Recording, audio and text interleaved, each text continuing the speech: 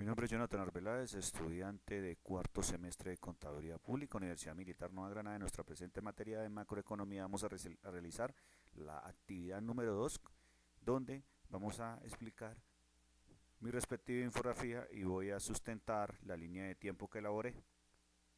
¿Qué realicé en mi infografía? Realicé algo muy pequeño donde expliqué el origen de la macroeconomía del año 1930, expliqué qué es la macroeconomía. Como todos sabemos, la macroeconomía es el estudio global de la economía, la cual analiza el comportamiento de los grandes agregados económicos. Cuando habla de agregados económicos se hace referencia a la suma de un gran número de acciones y decisiones individuales. La importancia de la macroeconomía nos viene a decir que busca establecer criterios y recomendaciones de la política para que las políticas fiscales y monetarias tengan efectos positivos en la economía. ¿Qué más se coloqué en mi infografía? Coloqué la clasificación, que es el mercado de bienes y servicios, el mercado de dinero y el mercado de trabajo. Agentes que intervienen dentro de nuestra macroeconomía. La familia, que vendría con el consumo, me brindan trabajos a través de una remuneración. Las empresas, que son las que nos brindan el trabajo, los productos cuales brindan los bienes y servicios. Y como por último tenemos el Estado, que es el primer factor en el cual interpone las políticas económicas dando la iniciativa empresarial. Empecemos en la línea de tiempo por el año 1995 o la economía mundial la economía mundial en el periodo entre las guerras de 1920 y 1939. El periodo entre las dos guerras tuvo un evento más significativo en la gran crisis económica de 1929 y 1932 y el posterior New Dance que supera dicha crisis. En 1925 la economía de Estados Unidos ha pasado por una serie de fluctuaciones dramáticas en el empleo, en el producto de la inflación. ¿Qué quiere decir esto? Desde 1925 las actividades de la Bolsa de Nueva York habían evolucionado tan vertiginosamente como la producción industrial del país.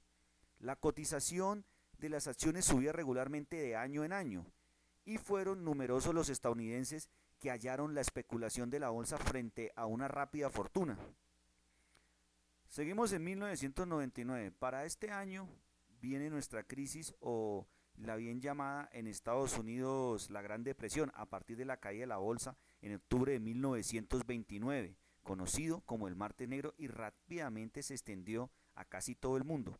Este llamado Martes Negro fue una caída total en la crisis que originó Estados Unidos a partir de la caída de la bolsa de Wall Street de 1929, conocido como, ya lo habíamos llamado, el Martes Negro, aunque 5 días antes del 24 de octubre ya se había producido el Jueves Negro y rápidamente se extendió casi todo en todos los países del mundo.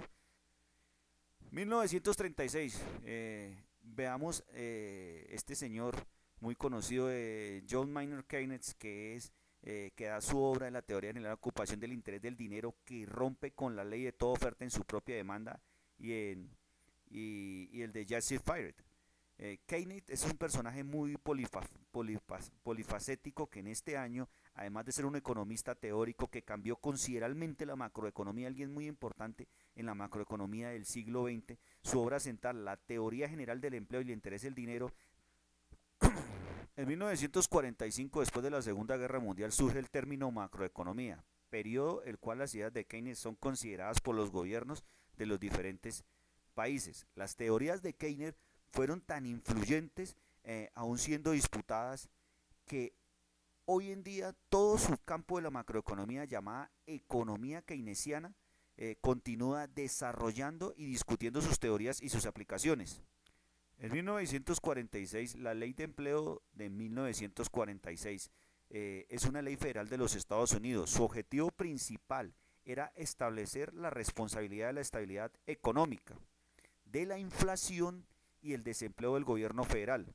La ley declaró que era la continua política y la responsabilidad del gobierno federal coordinar y utilizar sus planes, funciones y recursos para fomentar y promover la libre empresa, la competitividad y el bienestar general.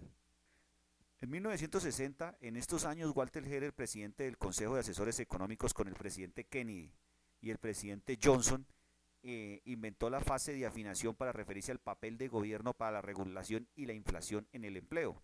Empleo, inflación y exportación. Tenemos lo que ya se basa en nuestras fases principales de la macroeconomía, donde vamos a ver que era un partidario, este señor de Walter era un partidario entusiasta de la política económica basada en la teoría keynesiana. En 1970 se desarrolla la nueva macroeconomía clásica, inclusión de las expectativas, hipótesis de las expectativas racionales y modelo del ciclo real. A comienzos de la década de 1970 se produce la denominada revolución de las expectativas racionales en el campo de la macroeconomía. Aquí en nuestra línea de tiempo entre el año 1970 y 1980 llega lo que es la desilusión. ¿Qué quería decir esto? Entre estos 2 años se caracteriza por las recepciones de Estados Unidos, Europa y América Latina y por el crecimiento sostenido de la producción de algunos países en el sureste asiático. 3 crisis marcando estas décadas: la del dólar, la de los precios del petróleo y la de la deuda externa. En el año 1980, ya después de haber utilizado nuestra clásica, volvemos nuevamente cuando surge una nueva generación de estadounidenses llamado los nuevos keynesianos. Durante el final de 1970 y 1988, los investigadores nuevos keynesianos exploraron cómo las imperfecciones del mercado, como la competencia monopolística, las fricciones normales, como los precios rígidos, hacían consistente a la microeconomía con la macroeconomía, con expectativas relacionadas, las cuales habían sido propuestas por Lucas y fueron adoptadas por los nuevos economistas clasistas. En 1997, en la actualidad se están desarrollando teóricos que incorporan la rigidez de precios y competencia imperfecta a los modelos del equilibrio general interporal neoclasistas y los aspectos interporales de los modelos keynesianos, lo que han sido catalogados de una nueva síntesis, nueva keynesiana, nueva clásica. Entonces, para este año tenemos aquí al señor Blanchard en 1997, señala que los rasgos característicos de este nuevo concepto serían, primero, a corto plazo, a cambio de la demanda agregada afectan el nivel de producción. Las expectativas juegan un rol determinado en el comportamiento de la economía. Bueno, muchas gracias.